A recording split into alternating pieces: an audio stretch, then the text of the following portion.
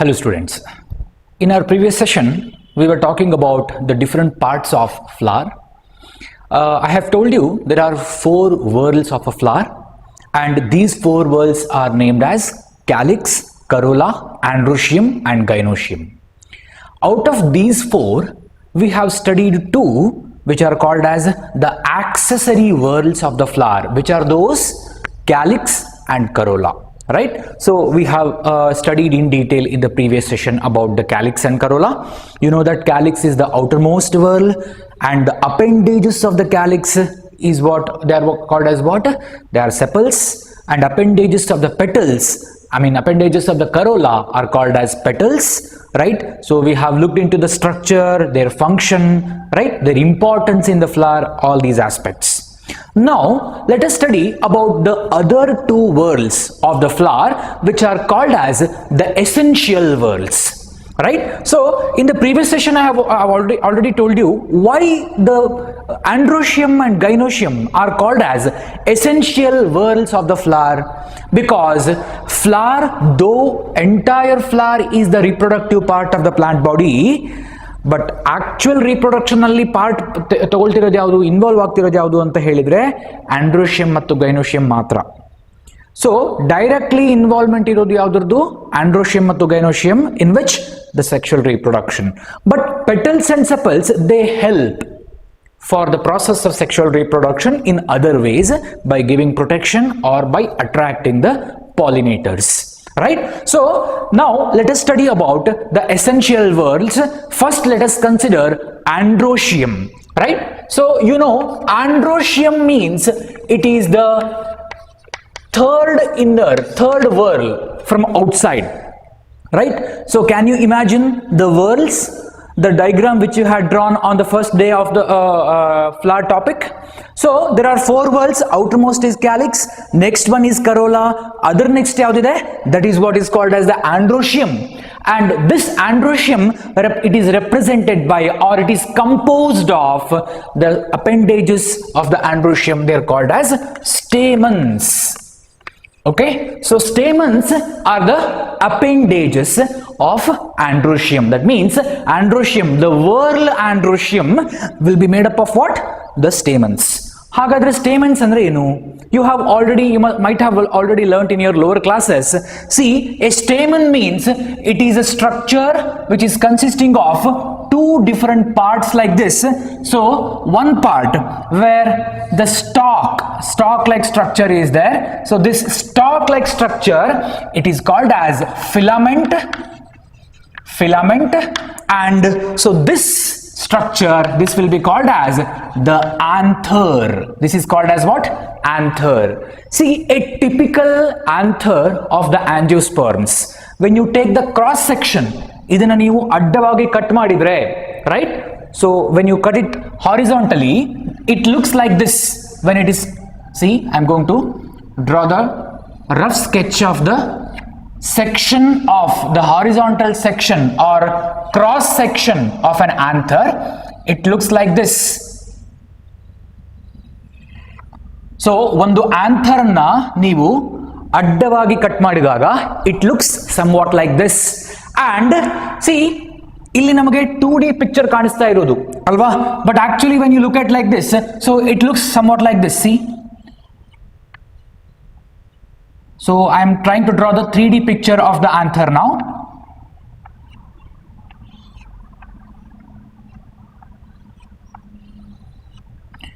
It looks somewhat like this, and this main or central axis, that is going to continue as what?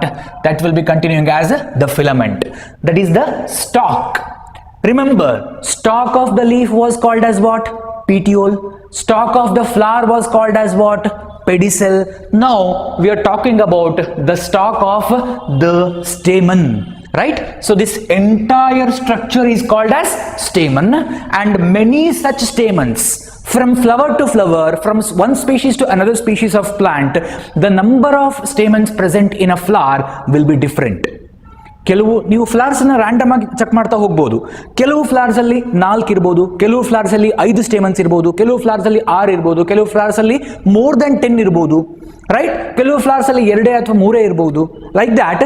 So from species to species the number of the stamens will vary in the androecium whorl of the flower, but so this entire structure will be called as the what? Stamen. And here for almost all the angiosperms this anther will be bilobed. Bilobed anther, that means there are 2 lobes. See, 2 lobes anta helidre, see this is one lobe, this is another lobe. Lobes means what? So it is bifurcated into 2 different passages or 2 different chambers, right? And in each chamber, see, this is one chamber, this is another chamber, this is one chamber, this is another chamber, right? In each chamber there are 2 more. See here, there are cavities or 2 more subchambers, okay? ಪ್ರತಿಯೊಂದು chamber ನಲ್ಲಿ ಅಥವಾ ಪ್ರತಿಯೊಂದು lobe ನಲ್ಲಿ, ಇದು ಒಂದು lobe ಇದೆ, ಇದು ಒಂದು ಲೋಬ್ ಇದೆ, ಪ್ರತಿಯೊಂದು ಲೋಬ್ ನಲ್ಲಿ there are 2 more chambers, and these chambers they are called as pollen sac. So this is one pollen sac, this is one pollen sac. There are totally 4 pollen sacs in one anther. ಒಂದು anther ಅಲ್ಲಿ ಎಷ್ಟು pollen sac ಗಳಿರುತ್ತೆ? 4 pollen sac ಗಳಿರುತ್ತೆ, because each anther of the angiosperm is bilobed and each lobe has got 2 chambers. ಆ chamber ಒಳಗಡೆ ಏನಿರುತ್ತೆ, the chambers themselves are nothing but pollen sack ಅಂತ ಕರಿತೇವೆ, right? What is the meaning of pollen sack? Sack means what? Sack means a bag like structure or a container, right? So this is called pollen sac because it produces, pollen grains are produced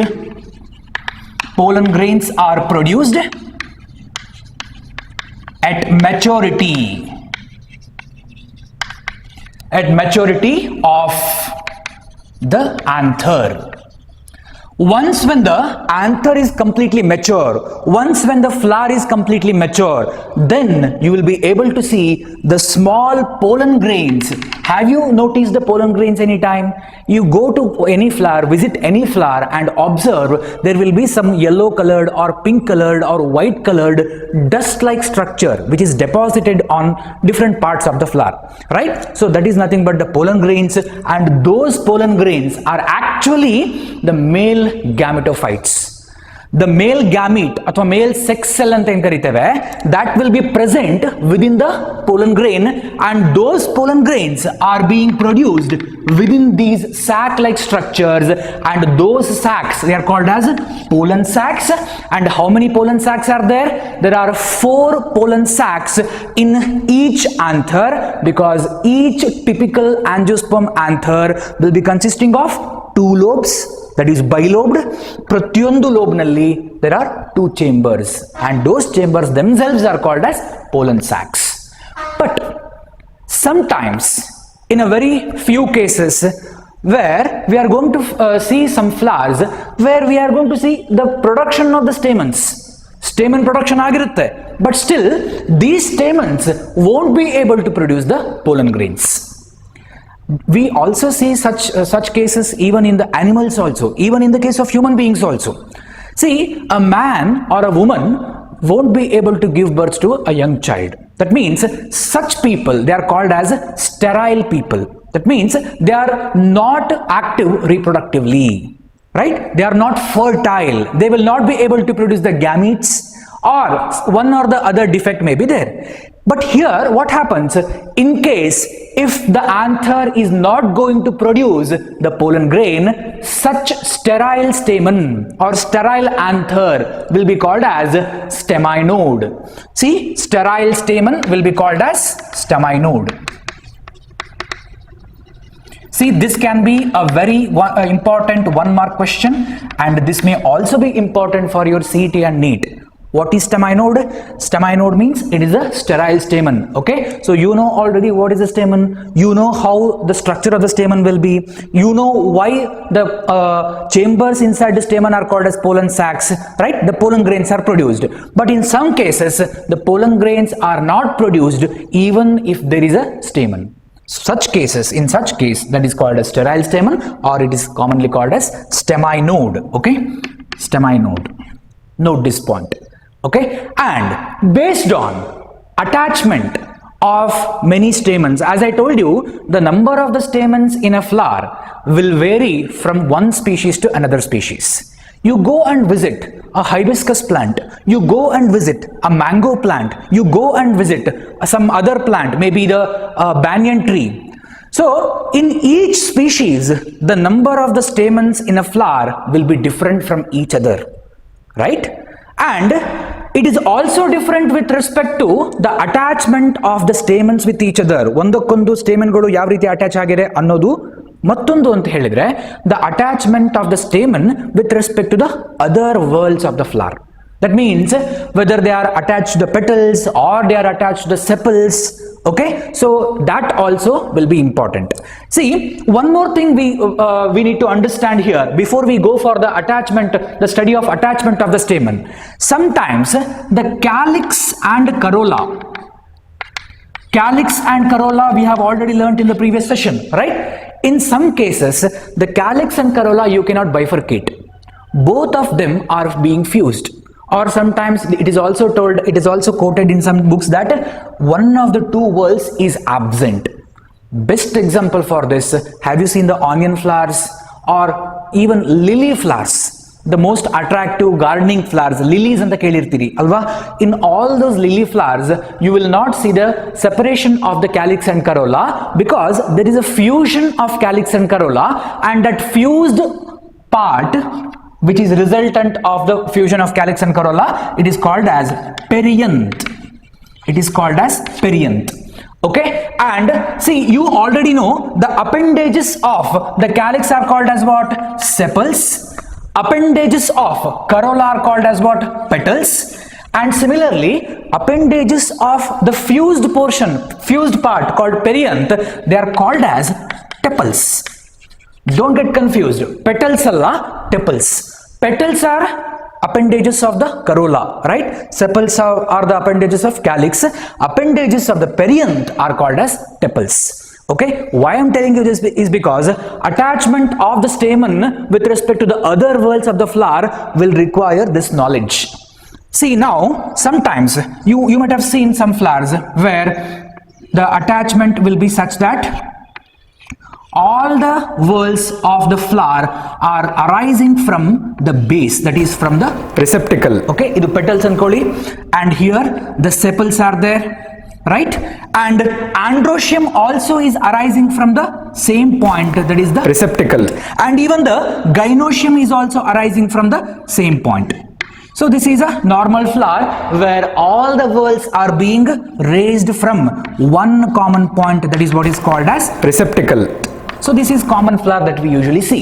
But in some cases where usually the gamopetalous condition will be there. What is gamopetalous condition? That you already know, the fused petals condition. See that in the case of the flower of the brinjal badanekai flower alli, if you observe that, even the flowers of the chili, so it forms a corolla tube is formed, and here there is no place for the attachment of the stamen to the receptacle. ಈ ಸ್ಟೇಮನ್ಗಳು receptacle ಹೋಗಿ attach ಆಗ್ಲಿಕ್ಕೆ ಜಾಗ ಇಲ್ದಿರೋದ್ರಿಂದ ಏನಾಗುತ್ತೆ, stamens are arising from the petals itself. That means the base of the stamen, the filament, the base of the filament is attached to the petals. So such condition is called as epipetalous condition. Epipetalous condition of the stamen. Attachment of the stamen onto the petal of the flower will be called as epipetalous condition. Sometimes it may be attached to the perianth. In flowers like lily, in flowers like that of the onion flowers, in such cases, the fusion of the petals and sepals and petals will be there, forming the tepals. Tepals ಮೇಲಿಂದ ಅದು arise ಆಗ್ತಿದೆ ಅಂತ ಹೇಳಿದ್ರೆ, then it will be called as what? Epiphyllous condition. Epiphyllous condition, which means the stamens are arising from tepals, or they are attached directly to the perianth. Okay, so this is one condition, this is another condition that you need to remember, and these also can be an important 1 mark questions. Okay, remember this is also, and this one also, and even the staminode also, right? And not only that, this is of the association of the stamens with respect to the other parts of the flower, right? And association of the stamen among themselves. ಈಗ ಒಂದು ಆಂಡ್ರೋಶಿಯಂ ಒಂದು whirl ಅಂತ ಹೇಳಿದ್ರೆ ಅಲ್ಲಿ 10 stamen ಇದೆ ಅಂತ ಹೇಳಿದ್ರೆ ಆ 10 ಸ್ಟೇಮನ್ಗಳು ಒಂದಕ್ಕೊಂದು ಯಾವ ರೀತಿ ಅಟ್ಯಾಚ್ ಆಗಿದೆ, how they are associated with each other within that whorl. So based on that we have got different types here. One thing is called as monoadelphous condition. Monoadelphous. Mono stands for what? Mono stands for single, one, right? Monoadelphous means the stamens, all of them are attached and to form a single bundle. ಇಲ್ಲಿ ಏನಾಗುತ್ತೆ ಅಂತ ಹೇಳಿದ್ರೆ, observe in hibiscus flower, ನೋಡಿ ಇಲ್ಲಿ ಹೇಗಿರುತ್ತೆ ಅಂತ ಹೇಳಿದ್ರೆ, see this is the gynoecium I am talking about. See this is the gynoecium parts, ನಿಮಗೆ ಗೊತ್ತಿರಬೇಕು, stigma, style and ovary ಅಂತ ಇರುತ್ತೆ. That I am going to come later after androecium.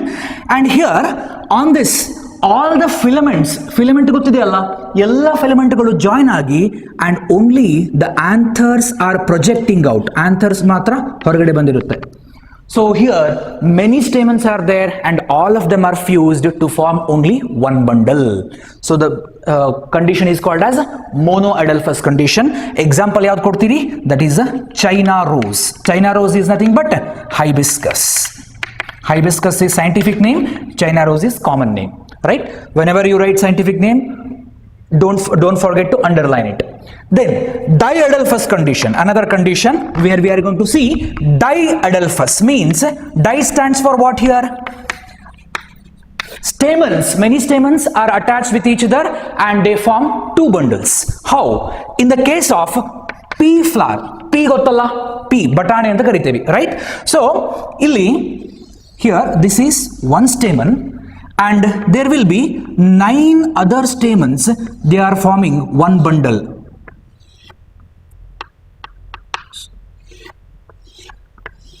So 9 stamens in one bundle and only one stamen separate. So this is a 9 plus 1 condition and this is called diadelphous. 2 bundles are being formed.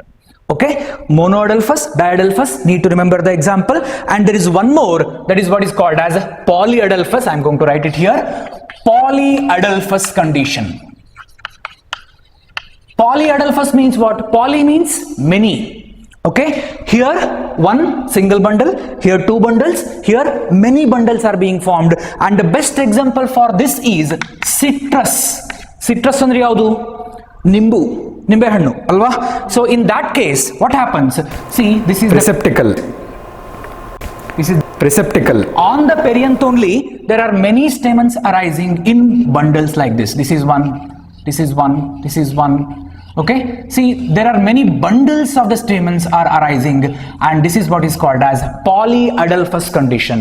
Okay, you can go and observe these commonly available flowers, maybe the pea flower or maybe the hibiscus, even the citrus flower, you will be able to see such an arrangement of the stamens. Okay, so remember this is all about the stamen in the androecium, which is the male reproductive part of the plant body. So in the next session we are going to consider the other reproductive part, other essential whorl, which is called as a gynoecium.